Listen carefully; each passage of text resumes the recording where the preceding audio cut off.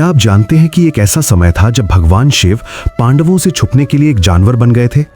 जी हाँ, महाभारत के युद्ध के बाद पांडवों से बचने के लिए महादेव एक बैल बन गए और जमीन में समाने लगे। और जब वो प्रकट हुए तो उनका शरीर 5 अलग अलग टुकड़ों में 5 अलग अलग जगहों पर निकला। आज हम जानेंगे पंच केदार के इसी अद्भुत रहस्य को। कहानी शुरू होती है महाभारत के महायुद्ध के बाद।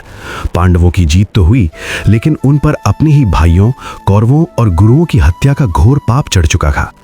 ऋषि वेदव्यास और श्री कृष्ण ने उनसे कहा कि इस गोत्र हत्या के पाप से मुक्ति केवल भगवान शिव ही दे सकते हैं। पांडव तुरंत शिव को खोजने काशी यानी वाराणसी गए, लेकिन शिव उन्हें माफ नहीं करना चाहते थे।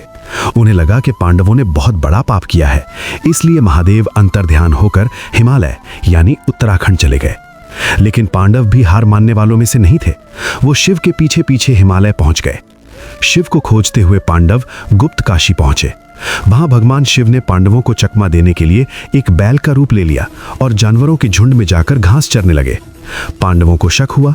तब भीम ने अपना विशाल रूप धारण किया और 2 पहाड़ों के बीच अपने पैर फैला दिए। बाकी सारे जानवर तो भीम के पैरों के नीचे से निकल गए, लेकिन एक बैल वहीं रुक गया, क्योंकि भगवान शिव किसी साधारण मनुष्य के पैरों के नीचे से कैसे जा सकते थे। भीम समझ गए कि यही महादेव हैं। भीम ने झपटकर बैल को पीछे से पकड़ने की कोशिश की, लेकिन तभी एक चमत्कार हुआ। वो बैल दलदली जमीन में समाने लगा।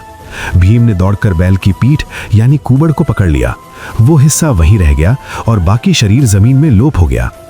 आज जहां वो कुबड़ है, वहां दुनिया का सबसे प्रसिद्ध शिव मंदिर है, केदारनाथ। जब भगवान शिव का धड़ जमीन में समाया तो उनके शरीर के बाकी हिस्से हिमालय के गढ़वाल क्षेत्र में 4 अलग अलग जगहों पर बाहर निकले।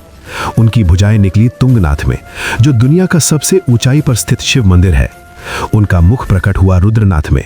उनकी नाभि निकली मध्य महेश्वर में और उनकी जटाएं प्रकट हुई कल्पेश्वर में। केदारनाथ समेत इन 4 जगहों को मिलाकर ही पंच केदार कहा जाता है। पांडवों ने इन 5 जगहों पर मंदिरों का निर्माण किया, शिव की तपस्या की और अंततः महादेव ने उन्हें पापों से मुक्त कर दिया। तो दोस्तों, ये थी कहानी कि कैसे शिव के अंगों से पंच केदार का निर्माण हुआ।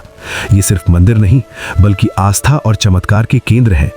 क्या आप इनमें से किसी भी केदार के दर्शन करने गए हैं या जाना चाहते हैं? हमें कमेंट में जरूर बताएं। जाने से पहले स्क्रीन पर दिख रहे सब्सक्राइब बटन को जरूर दबाएं और बेल आइकन ऑन कर लें, ताकि हमारा अगला वीडियो आप मिस न करें। बोलिए हर हर महादेव।